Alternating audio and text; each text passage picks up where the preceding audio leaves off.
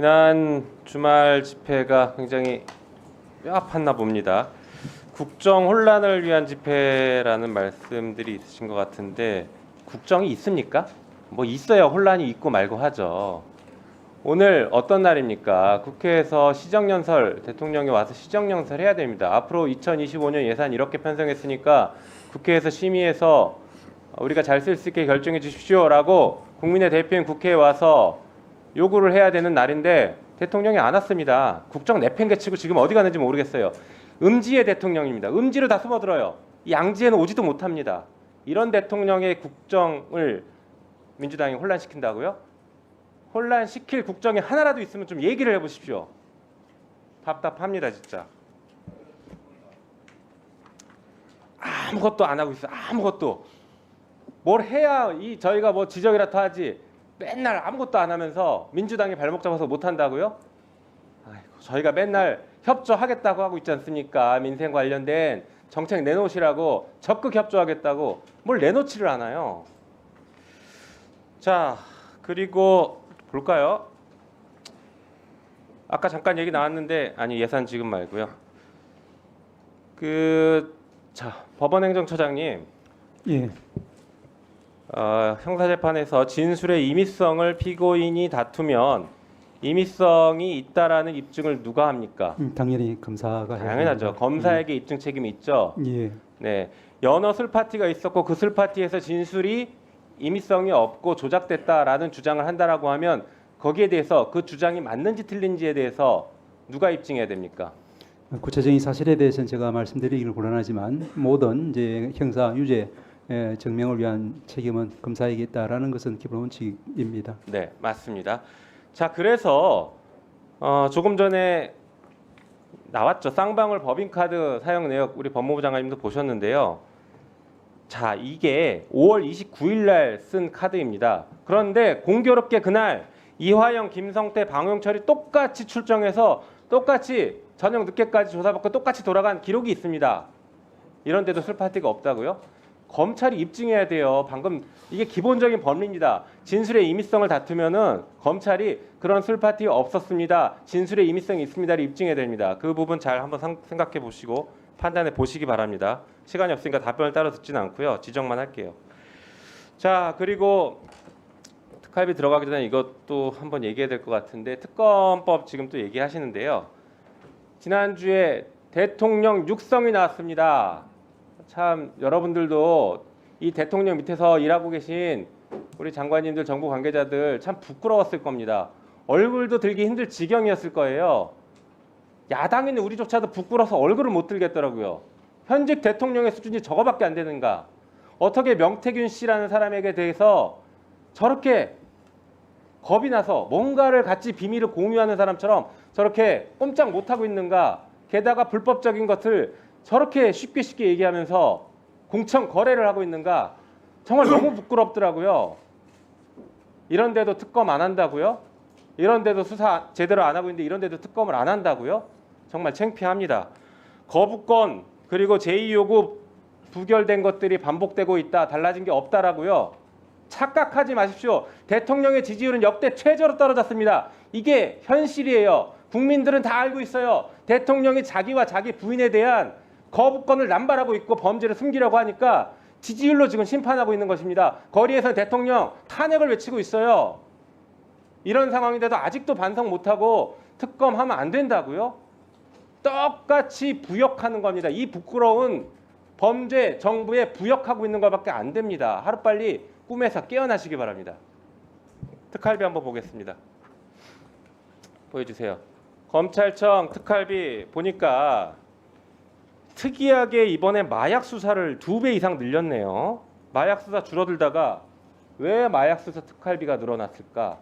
이거 이상합니다. 다른 거 특활비 줄이다가 보니까 뭐 늘리고 싶은데 늘릴 게 없으니까 마약 수사 그냥 하나 늘린 거 아닐까요? 이게 지금 마약 사건이 많습니까? 뭐 있었죠. 아주 중요한 사건. 이 정권이 찍어 눌러버렸죠. 마약 수사 좀 하려고 하니까 백혜령 경정을 찍어 눌러버린 그런 짓을 하려고 또 찍어 누르려고 이 특활비 주는 거 아닙니까 혹시? 수사 찍어 누르라고? 1분만 더 주시면 마무리하겠습니다. 네. 다음 페이지 보여주시죠. 특활비 제대로 썼습니까? 지난번에 증인 김선은 기자 6만 건 검토했는데 단 한 건이라도 제대로 썼으면 자기가 기사를 쓰려고 했답니다. 단 한 건도 제대로 쓴 걸 못 봐서 기사를 못 쓰고 있답니다. 지금 보십시오. 코웨이 공기청정기 렌탈비 처리하고 파리바게트 할로윈 케이크 샀고 다음 보여주시죠. 전출기념 단체 사진 찍었습니다. 특활비 가지고. 그리고 국정감사 우수 검사 격려로 50만 원 주고. 이게 지금 뭐 하는 짓입니까?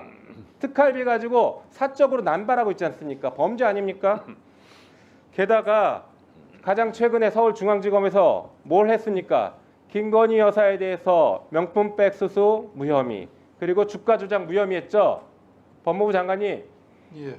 10월달, 9월달, 10월달, 8구 10월달 서울중앙지검의 특활비가 얼마가 내려갔는지 한번 확인해 보고 싶습니다. 이 무혐의하고 성과급 파티한 거 아닌지 매우 궁금합니다. 온 국민이 궁금해할 것 같아요. 무혐의하고 성과급을 도대체 얼마나 줬을까, 얼마나 받았을까 한번 자료 내보시죠.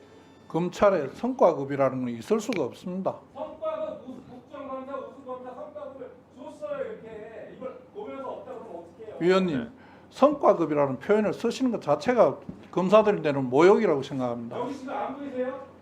이게 안 보이십니까? 어디요? 국정감사, 우수검사, 국정감사, 우수검사 명령. 이게 성과급이 아니면 뭡니까? 아니 저거는 지금 이걸 보고 지금 왜 거짓말을 하세요? 아니 위원님 지금 말씀하시는 건 지금 이게 성과급. 뭐 아까 10월달 무슨 사건과 관련돼서 말씀하셨는데 지금 전혀 다른 내용이지 자. 않습니까? 자, 정리해 주시고요. 지금 저희들이 아까 말씀하신 것 중에 여러 가지 중에 한두 가지 말씀드리고 싶은 네. 건데 자, 법무부 장관님, 예, 제가 좀 말씀드리고 제가 지금부터 조언을 드릴게요. 네, 법무부를 위해서 제가 조언을 드릴게요. 공개하기가 어려운 것이 특수활동비입니다. 진정한 의미에서. 그리고 대부분 그것은 보안 예산이죠. 그런 경우를 국회의원들에게 입증을 해야 돼요. 그래서 그런 내용이 있다면 예산소위 위원들께 설명을 하셔야 돼요. 그리고 예산소위 위원들은 예산 심사를 할 때 그런 부분은 공식 속기록이 되지 않는 상태에서 공유를 해야 됩니다. 그리고 요거는 진짜 필요한 거니까 살려줘야 된다. 이렇게 미리 사전 숙지를 한 상태에서 예산 소위를 열고 속기가 되는 상태에서 결정을 해야 되는 겁니다. 그러려면 이건 이렇고 저건 저렇습니다 하고서 예산 소위원들한테 설명을 해야 돼요. 제가 정보위 야당 간사 예산결산 심사 소위원장 때 국정원도 다 그렇게 합니다. 그리고 그것은 공개하면 굉장히 곤란한 예산들이지 않습니까? 국정원 예산이라는 게. 그래서 국정원은 다 특활비예요. 그래서 그것도 그래서 제가 일일이 너댓 시간 그걸 다 숙지한 상태에서 회의를 정식 열지 않고 정보위 예산결산 소위원들한테 요건 요렇습니다. 요건 요렇습니다. 요것은 살려야 될 것 같습니다. 요것은 죽여야 될 것 같습니다. 그래서 미리 다 하고 그 다음에 정식 회의를 해서 처리를 하거든요. 국정원도 다 그렇게 합니다. 근데 유감스러운 것은 제가 제 질의 때 이따 한 말씀 드리겠습니다만 정보 예산을 공개하는 게 어디 있습니까? 법무부는 지금 정보 예산을 공개시켜 놓고 이만큼 할 겁니다. 라고 얘기하는 거예요. 그거는 박지원 의원님 국정원장 하셨으니까 국정원법 위반일 수도 있습니다. 특활비를 정보 예산을 공개하는 것 자체가 지금 공개돼 있어요. 저도 이따 질의하려고 준비하고 있는데 그러니까요. 그렇게 하시면 안 되고 법무부에서 그러한 노력들을 해야 되는 거예요. 그리고 국정감사 때 계속 얘기 나왔지 않습니까? 입증을 해라. 입증을 하지 않고 어떻게 국정원도 다 입증을 합니다. 비공개회의 때. 그렇게 하지 않고 그냥 무작정 이거 해주십시오. 그러니까 김용민 의원도 지금 얘기했듯이 무슨 격려금, 명절 떡값 그리고 검찰 특수활동비를 왜 주유소에서 씁니까? 왜 상품권으로 씁니까? 왜 대형 마트에 갔습니까? 왜 그래요? 대형 마트에서 수사합니까? 그리고 왜 12월 달 되면 무슨 보도블록 교체하듯이 12월 달에 그렇게 예산을 막 두세 배 막 더 씁니까? 그리고 왜 하필이면 설날 전날, 추석날 전날 그게 특수활동비가 많이 쓰입니까? 이런 걸 입증 못하니까 삭감하겠다는 거예요. 무작정 삭감하겠다는 것이 아니라 입증하지 못하는 예산은 전액 삭감하겠다는 거예요. 오해 없기 바랍니다. 그래서 법무부 장관께서 이것은 법무부 실무진들과 논의하셔서 예산 소위 하기 전에 이 부분에 대해서 법무부의 입장을 설명하시기 바랍니다. 위원장님 한 말씀만 드릴 수 있도록 기회를 주시면 감사하겠습니다. 네, 하세요. 예. 위원장님 말씀하시는 위원장님께서 경험하신 정보위 관련은 뭐 국정원 예산이고 국회의원 및 국정원법에 따라서 모든 심사 과정이 비공개로 되고 있는 것으로 알고 있습니다. 그리고 그에 따르는 공개나 누설에 대한 책임도 규정되어 있는 것으로 알고 있습니다. 그렇지만은 뭐 안타깝게도 법사위 이 예산 심사 과정에서는 그런 보완책이 없기 때문에 저희들 나름으로 조금 어려움이 있다는 것도 말씀드리고 싶고요. 위원장님께서 말씀하시는 그런 부적절한 사용 행위에 대해서는 저희들도 그 부분은 엄중하게 잘못을 찾아내서 그런 일이 다시 없도록 열심히 지도하고 감독하고 하도록 하겠습니다. 네. 한 말씀만 더 드리면 제가 야당 정보위 간사임에도 불구하고 예산결산심사소위원장한테 국정원에서 저한테 와서 세세하게 예산을 다 보고 했음에도 불구하고 제가 보안 사고를 낸 적이 한 번도 없습니다. 2년간 예산심사하면서. 예, 그건 위원장님께서 참 훌륭하셔서 지금 그런 일인데 여기는 다른 의원님들도 다 훌륭하십니다. 그리고 심지어는 국정원 1차장, 2차장, 3차장 자기들도 조정하지 못하는 것을 제가 조정해 드렸어요. 저는 국정원 예산을 다 봤습니다. 세세하게. 그렇지만 한 번도 보안 사고를 내지 않았어요. 우리 법사위에 있는 예산소위 위원들도 그 정도의 자질과 능력을 충분히 가지고 있습니다. 서로 신뢰하시고 그런 사전 설명 과정을 반드시 거치시기 바라고 그렇지 않으면 억울해도 할 수 없습니다. 입증되지 않는 예산은 전액 삭감할 수밖에 없다. 이 점을 다시 한번 말씀드립니다. 자, 그러면 지금부터 잠시만 주목해 주시기 바랍니다. 제가 구독자분들을 위해서 선물 하나를 준비했는데요.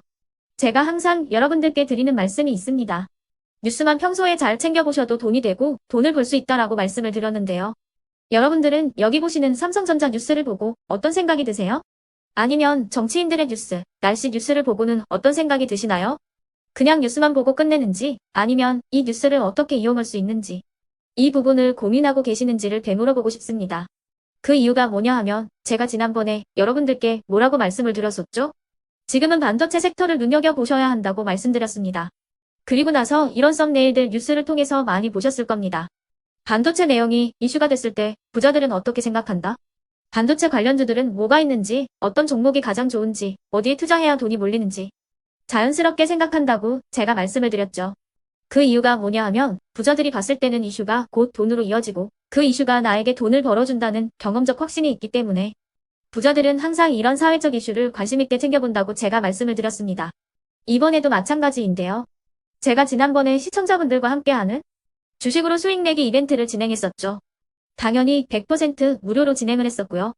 여기 보시면 아시겠지만 제가 지난번에도 구독이라고 보내주신 모든 시청자분들께 반도체 관련주 중에 가장 크게 급등할 딱 한 종목, 많은 종목도 아니라 한미반도체 한 종목을 여러분들께 추천드렸어요. 그러면서 여기 나와 있는 대로 정확히 얼마에 매수해야 하는지 그리고 수익률이 어느 정도 나왔을 때 팔아야 하는지를 이런 부분들까지 여러분들에게 정확히 알려드렸었는데 지금 실제로 어떻게 되었다? 오른쪽을 보시면 아시겠지만 제가 지난번 문자 발송으로 이 한미 반도체를 소개해드리고 나서 실제로 이렇게 5배 이상 어마무시한 상승이 나왔습니다. 100만 원만 투자를 했어도 무려 500만 원이 넘는 수익금이 생긴 거죠. 그래서 당시에도 굉장히 많은 분들이 제가 드린 이 한미 반도체로 수익을 내실 수가 있으셨을 텐데요. 다시 한번 축하드린다고 말씀을 드리겠고 이번에도 마찬가지입니다. 앞으로도 2024년, 2025년 계속해서 기대해볼 섹터는 AI입니다. 그 중에서도 AI 반도체는 그 누구도 부정할 수 없는 미래 성장 산업입니다. 그러면 우리가 어떻게 생각해 볼 수 있을까요? AI 반도체 종목 중에 앞으로 크게 대장 역할을 하면서 10배 이상 급등할 수 있는 텐베고 종목을 지금부터 열심히 추적해야 한다는 겁니다. 큰 돈을 투자하지 않더라도 월급의 일부분 아주 소액이라도 이 종목을 모아가야 수백 %의 수익률을 손에 쥘 수 있는 것이죠. 지금 여러분이 보고 계시는 이 유튜브 또한 AI 반도체와 아주 밀접한 연관이 있고 반도체야말로 대한민국의 핵심 산업으로 앞으로 더더욱 시장은 성장할 수밖에 없습니다. 그렇기 때문에 제가 이번에도 뭘 보내드리고 있냐면 지난번과 똑같이 구독이라는 문자를 보내주시면 제가 AI 반도체 관련주 중에 앞으로 대장주 역할을 하면서 주가가 가장 크게 급등할 한 종목을 여러분들께 문자 발송으로 종목명과 사고 파는 시점을 모두 알려드릴 건데요. 그 문자를 받고 여러분들이 주식으로 돈 버는 연습을 한번 해보셨으면 좋겠고요. 혹시라도 나는 주식을 하지 않는다 하시는 분들은 주변에 주식하시는 지인분들에게 말씀을 해주셔도 되고요. 아니면 연세가 있으셔서 투자가 어렵다 하시는 분들은 이 종목을 자녀분들에게 한번 사봐라. 이걸로 한번 수익을 내봐라. 이렇게 조언을 해주실 수도 있는 거겠죠. 그래서 지금 이 영상을 보시는 시청자분들 중에 나도 이번 종목이 좀 궁금하다 하시는 분들은요. 누구나 상관없이 그리고 어느 시간대나 상관없이 부담없이 010-2514-5930번으로 구독이라는 문자 보내주시면 제가 이번에도 똑같이 무료 추천 급등주 문자를 보내드리겠습니다. 이해되시겠죠? 제 번호 010-2514-5930번으로 구독이라는 문자 보내주시면 여러분들이 직접 이슈를 통해서 돈 버는 연습을 해보실 수가 있는 거고 제가 돈을 받는 것도 아니고 투자를 대신해 드리는 것도 아니기 때문에 부담 없이 신청해 주시면 되는 겁니다. 그리고 수익이 나면 저는 다른 것은 하나도 바라지 않습니다. 제 채널에 구독, 좋아요 한 번씩만 눌러주시라 이렇게 다시 한번 말씀을 드리겠습니다.